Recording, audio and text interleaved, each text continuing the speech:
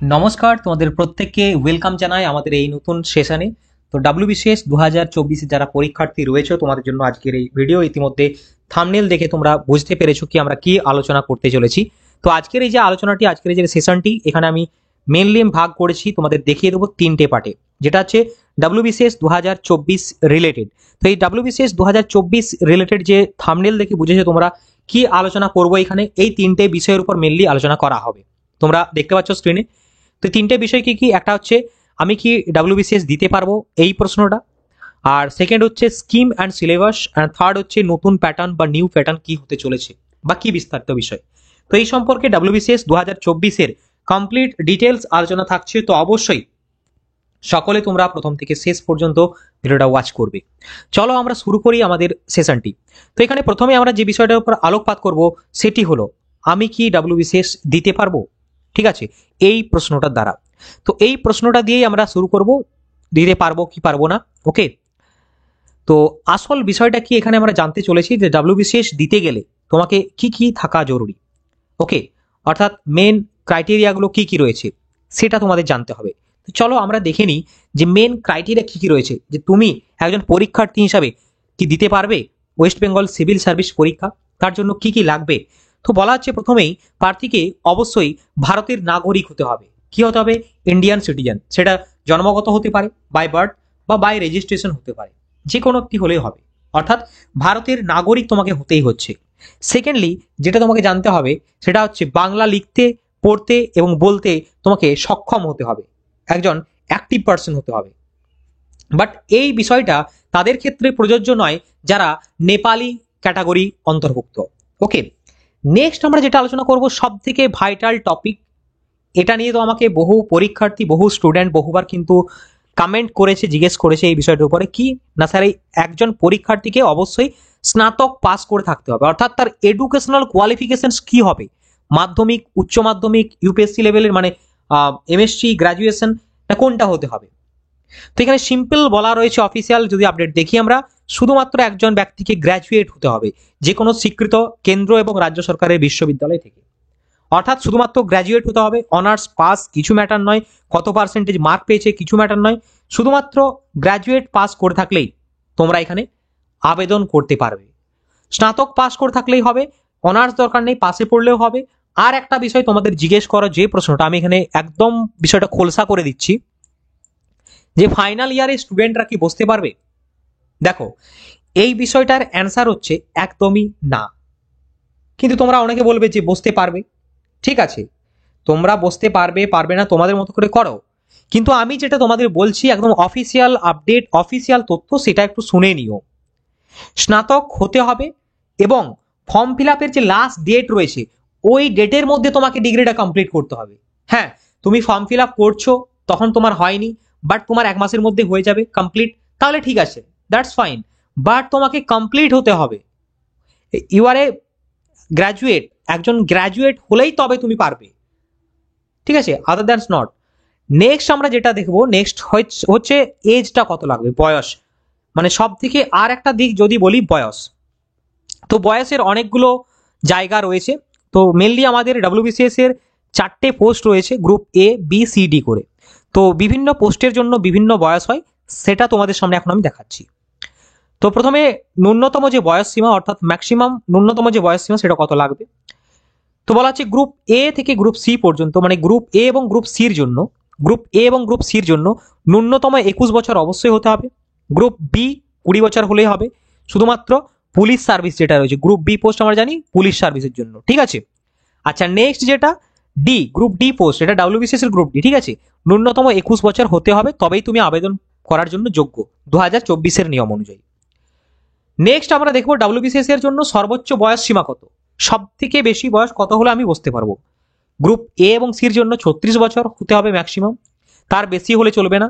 এবং এটা আমরা হিসাব করব 2024 1 জানুয়ারি অনুযায়ী, অর্থাৎ আমি যদি 24 ফর্ম ফিল আপ করি, তাহলে 24 জানুয়ারি 24 1 তারিখ থেকে 1 জানুয়ারি থেকে আমি হিসাবটা করব বয়সের, 36 বছরের মধ্যে হতে হবে। নেক্সট গ্রুপ বির জন্য 36 বছরের মধ্যে হতে হবে, পরীক্ষার বছরের 1 জানুয়ারি হিসাব করব। নেক্সট হচ্ছে গ্রুপ ডির জন্য 39 বছর করা হয়েছে, এটা হচ্ছে 3 বছর এক্সট্রা রয়েছে। আর হ্যাঁ, এজ রিল্যাক্সেশনের ব্যাপারটা 5 বছর 3 বছর SC ST এগুলো দেওয়া রয়েছে। আর একটা অন্য টপিক সব থেকে ভালো জিনিস বলে রাখি, যারা অন্য রাজ্য থেকে বা অন্য স্টেট থেকে বিলং করবে, সাপোজ SC ST OBC তারা, তো তাদেরকে এক্ষেত্রে জেনারেল হিসাবেই কাউন্ট করা হবে, ঠিক আছে। তো তাহলে তাদেরকে কি বলতো, তাহলে তাদেরকে এখানে এজের রিল্যাক্সেশন দেওয়া হবে না। আচ্ছা, নেক্সট বিষয় স্কিম অ্যান্ড সিলেবাস, ঠিক আছে, স্কিম অ্যান্ড সিলেবাস। তো এই বিষয়টা নিয়ে আমরা আসছি, স্কিম অ্যান্ড সিলেবাস কি রয়েছে এখানে। তো এখন আমরা দেখব এক্সামের স্কিম অ্যান্ড সিলেবাসটা কি রয়েছে। যদি আমরা দেখি WBCS পরীক্ষাকে, এক্ষেত্রে আমি মেনলি দুটো ভাগ দিয়েছি, মানে পরীক্ষার ব্যাপারটা, ইন্টারভিউ ব্যাপারটা ইনক্লুড করিনি। তো একটা প্রিলিমস পরীক্ষা হয়, একটা মেন্স পরীক্ষা হয়, WBCS প্রিলিমস আর WBCS মেন্স। তো আগে প্রিলিমস পরীক্ষা হবে, পরে মেন্স পরীক্ষা হবে। তো এরপরে আমরা নেক্সট এন্টার করব যে বিষয়টা সব থেকে আগে, সেটা হচ্ছে প্যাটার্নটা একবার দেখিয়ে নেব। তো দেখো তিনটে প্যাটার্ন, তিনটে স্টেপ রয়েছে, একটা হচ্ছে প্রিলিম পরীক্ষা, একটা হচ্ছে মেন পরীক্ষা, একটা হচ্ছে পার্সোনালিটি টেস্ট। ওকে, এটা আমি আগে হিসেবে বলছি। প্রিলিমস পরীক্ষা অবজেক্টিভ টাইপ হয়, অর্থাৎ MCQ প্রশ্ন, 4টে 5টে অপশন থাকে, একটা চুজ করতে হয়। বাংলা ভাষায় প্রশ্ন হয়, ইংলিশ ভাষায়ও প্রশ্ন হয়, বাট মেন এক্সামটা পুরোটাই ইংলিশে হবে, এবং এটা হচ্ছে অবজেক্টিভও হয় আর ডেসক্রিপটিভও হয়। ওকে, মানে MCQ থাকে এবং descriptive paper 1 paper 2 English, Bengali, আর অপশনাল সাবজেক্ট যেগুলো সেগুলো ডেসক্রিপটিভ হয়, বাকিগুলো হয় অবজেক্টিভ। এটা আগের প্যাটার্ন। আচ্ছা, পার্সোনালিটি টেস্ট কি, পার্সোনালিটি টেস্ট তারপরে হবে আফটার মেন এক্সামিনেশন। নেক্সট আমরা দেখবো হচ্ছে, আমরা আজকের আলোচনার মধ্যে সব থেকে ইম্পর্টেন্ট দিয়ে, সেটা হচ্ছে WBCS প্রিলিমস এক্সাম সিলেবাস। দেখো, ওয়েস্ট বেঙ্গল সিভিল সার্ভিস পরীক্ষায় 200 মার্কের প্রশ্ন হয়, এবং বললাম তোমাদের অবজেক্টিভ টাইপের প্রশ্ন হবে। একটাই পেপার থাকে, অনলি ওয়ান পেপার, যে পেপারটার নাম হচ্ছে জেনারেল স্টাডিজ। ওকে, এই GS পেপারের মধ্যে অনেক বিষয় রয়েছে, আমি আসছি ডিটেলসে, আগে বিষয়টা একটু বলে দিই। নেক্সট হচ্ছে টোটাল মার্ক 200 নাম্বার থাকে, অর্থাৎ 200টি প্রশ্ন 1 নাম্বার করে, টোটাল হচ্ছে 200 মার্ক, তাই তো। টাইম ডিউরেশন 2 ঘন্টা 30 মিনিট, 2.5 ঘন্টা সময় থাকে। আর there has negative marks for each wrong answer, অর্থাৎ প্রত্যেকটি ভুল প্রশ্নের জন্য এখানে নেগেটিভ মার্কিং রয়েছে 1/4। ওকে, চলো নেক্সট আমরা পুরো সিলেবাসটা দেখবো প্রিলিমসের জন্য। প্রিলিমসের পুরো সিলেবাসটা যদি আমরা দেখি এখানে, তো এইভাবে ক্যাটাগরাইজ করা হয়েছে, অর্থাৎ টপিক কি কি রয়েছে, number of questions, mark allotted.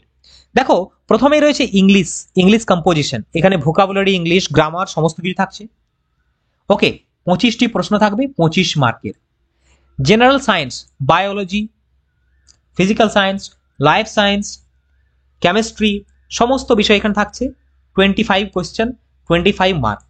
History of India, Indian ancient history, medieval history, modern history, 25 নম্বরের 25টা প্রশ্ন।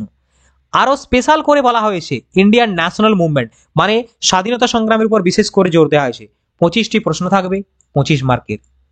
Geography of India with special reference to West Bengal, অর্থাৎ ভারতের ভূগোল এবং বেশি গুরুত্ব দিয়ে পশ্চিমবঙ্গের ভূগোল, 25টি প্রশ্ন 25 নম্বরে।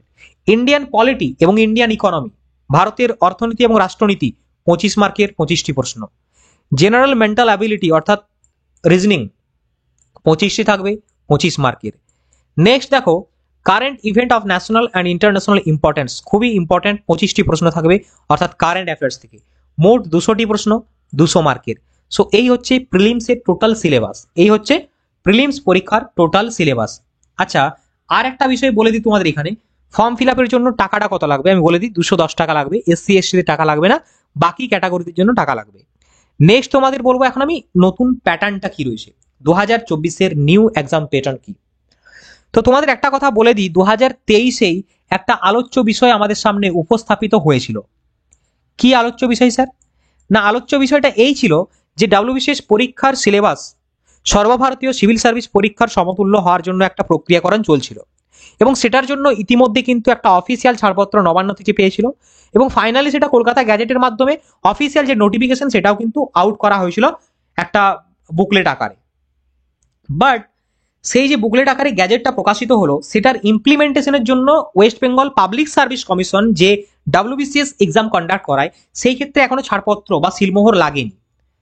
সো সেই সিলমোহর এখনো পর্যন্ত, ইভেন আমি যখন ভিডিও করছি সেই সময় কিন্তু সিলমোহর লাগেনি, মানে এখনো পর্যন্ত ধরাছোঁয়ার বাইরে রয়েছে কি নতুন প্যাটার্নে এক্সাম হবে নাকি পুরনো প্যাটার্নে এক্সাম হবে। বাট তোমাদেরকে এটুকু আমি একটা সিওরিটি দিতে পারি, বিভিন্ন পূর্ব অভিজ্ঞতার আলোচনা, বিভিন্ন পূর্ব অভিজ্ঞতার তথ্য থেকে, যখন সিলেবাস চেঞ্জ হয়েছে 2014-র আগে সিলেবাস ছিল হচ্ছে সেম ছিল ডেসক্রিপটিভ প্যাটার্নই, বাট তারপর থেকে এমসিকিউ হয়। অর্থাৎ সিলেবাস চেঞ্জের যে ব্যাপারটা মিনিমাম তো 1 বছর সময় লাগে।